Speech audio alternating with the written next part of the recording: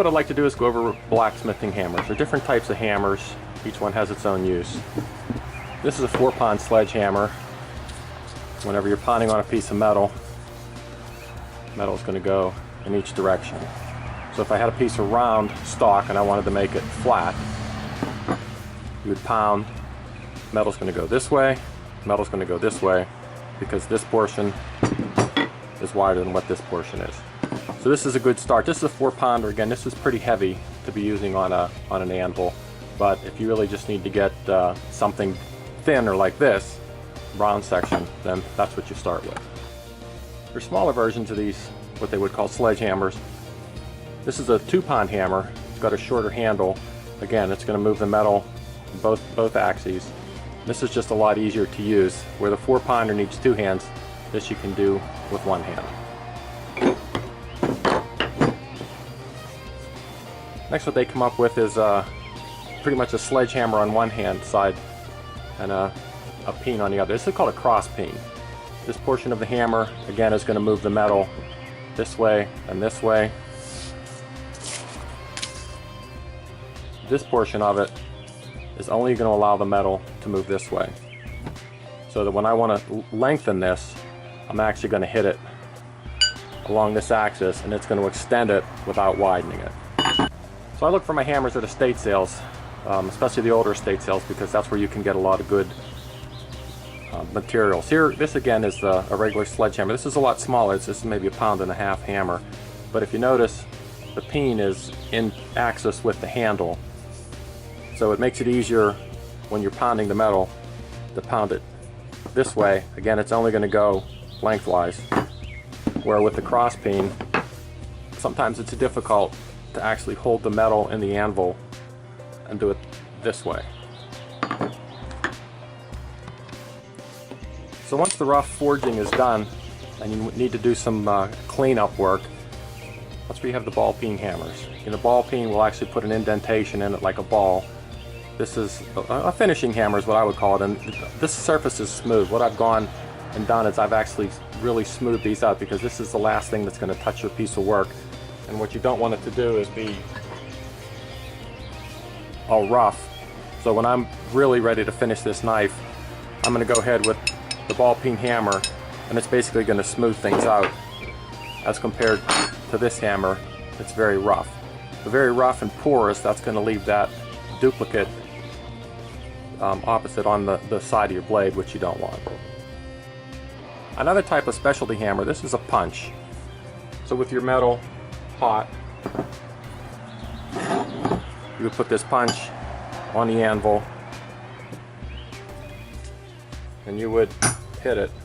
That will actually punch a hole, because back in the blacksmith days they didn't have drill presses or drills to do that, so they would actually punch the metal. Plus it was a lot easier for them to do it. So this is another punch, drift, whatever you want to call it. This is square. Again, different purposes. Each one of these is handmade. You didn't go to the store and buy it. So again, this would be used to punch a hole.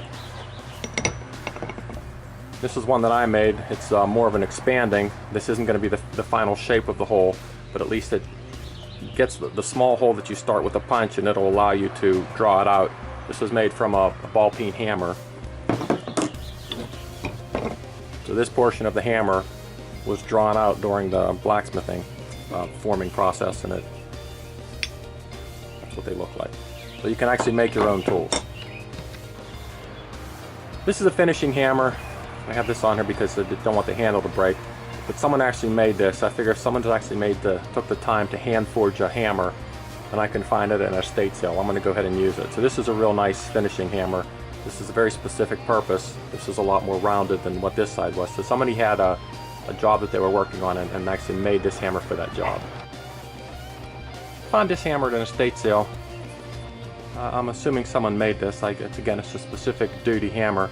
This sort of looks like the Japanese style hammers that come down a lot further. This just looked like an interesting hammer, and I've used it on a lot of projects. It's nice. Again, it's unique, and I like the unique stuff. The next hammer we're going to go, again, this is a very specialized hammer. This is called a flatter. Hammer flat on the bottom. Looks like a pyramid with the top cut off. Purpose behind this is once you get your blade, this is going to simulate the anvil. Once you get your blade hot, you want to make sure it's straight. You put the flatter on it, hit it with a hammer. This is a two-person job. Move this up, hit it with a hammer, move it, and then the blade will actually be straight. That's how they straighten blades. What I understand is that they really didn't, the whole purpose of this was to actually straighten metal whenever it came into the blacksmith shop, not really for straightening the work, but that's what these things sort of morphed into. So with little practice, you can turn something like this drill bit into a knife. Again, knowing how to work which side of the cross peen to extend it out or to make it wider. Or something like this knife. That's not my bushcraft knife, I carry that one in the woods. Or this tomahawk. Again, I leave some of the pings in it just to show that it's not perfect. But these are some unfinished blades.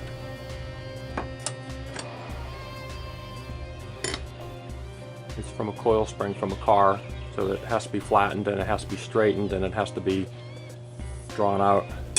So another reason for the small ball peen type hammer is if you're trying to draw out a piece of steel for something like a flint striker where you're doing more intricate or detailed work, it would really be hard, if not impossible, to work with that, where you're able to get in and round and flatten and center, and you know, it's just a lot easier to do that than it is with a big hammer.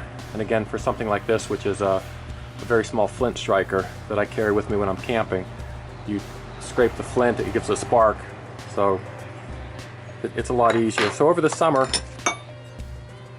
I'll be detailing how this is actually drawn out into a knife, how this is drawn out into a knife, and how this is drawn out into one of the tomahawks. Thanks for watching.